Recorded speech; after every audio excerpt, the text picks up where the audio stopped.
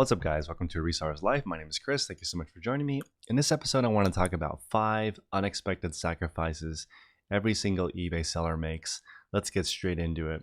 I'm going to start it off with a quote from my wife, and she says, "Just because I understand being an entrepreneur takes a long time doesn't mean it's okay to work when we're together."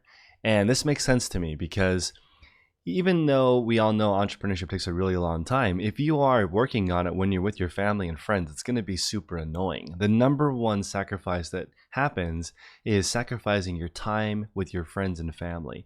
Every time you start a new endeavor, that's the first time that gets written off. People want to go out on the weekend. You stay home and work on your business, your website, your listings, your products, your services. That's the first thing. The second thing that goes away are your hobbies, because that time can be used working on your business. There's always an improvement or a tweak that you can make that improves your business. And number 3 is your free time. The time that you have where you could just relax, that goes away. And I want to point out that the people who are the top performers in the world in any field always have a lot of free time, downtime. In a sense, there's time when they're doing nothing. Because when you're performing at a really high level, it takes a lot out of you. So I see the opposite in entrepreneurship, where people are inefficient with their time. They're working 12, 16 hours a day, but not really getting that much done. If you really focused in a 3 to 4 hour session, you'd probably get more done than a 12 to 16 hour distracted day. The fourth sacrifice that you make is actually the sacrifice to your health. When you start reselling, it's easy to eat junk food. It's easy to not plan. It's easy to grab something convenient. It's easy to not exercise and be sedentary, doing a lot of research on your computer or your phone. That's very dangerous because you need a lot of energy to run an online business. Most of the business owners that I know that have achieved long-lasting businesses generally take care of their health, puts them in a better mood. People want to work with them. In the end, it's all about who has the best relationships, and people want to be friends with people who are healthier just in general. And the last one is you're sacrificing your identity when you become a reseller. If you are a hustler on the side doing side gigs, to a normal person, you seem unemployed.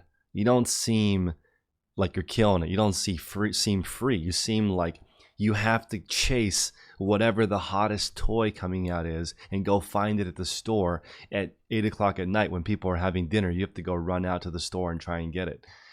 To me, I actually had a lot more freedom in a regular job, because when you do well at your job, you can kind of make your own schedule. That happens in any company where you are a high performer. If you're in the top 20% of your field, you get to make your own schedule. If you are in the bottom of your field, then of course you have to do exactly what they tell you to do. You're kind of a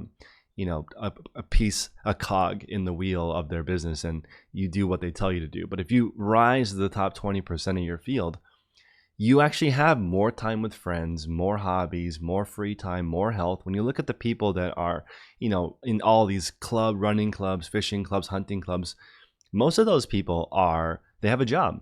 They're not entrepreneurs. Entrepreneurs wouldn't be doing that. This is why Mark Cuban hates golf, because he's like, I can use that 7 hours to work on my business.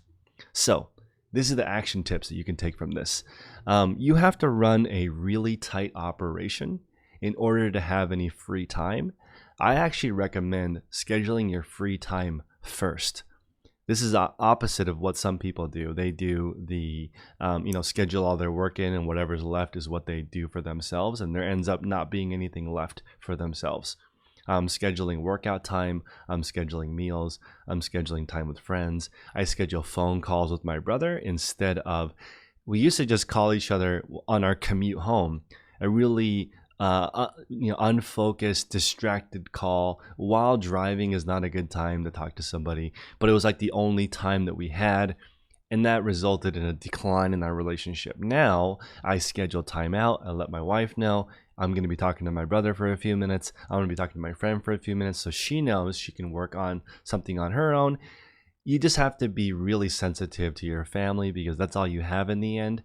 You have to schedule everything in order to make this work. Dating a successful business owner is the sexiest thing you can do. In my opinion, in today's age, the sexiest occupation is business owner. It's not business operator. Okay, I have parents that were, or had parents that were business operators. I didn't know them. They were at their job 7 days a week, working in the restaurant business.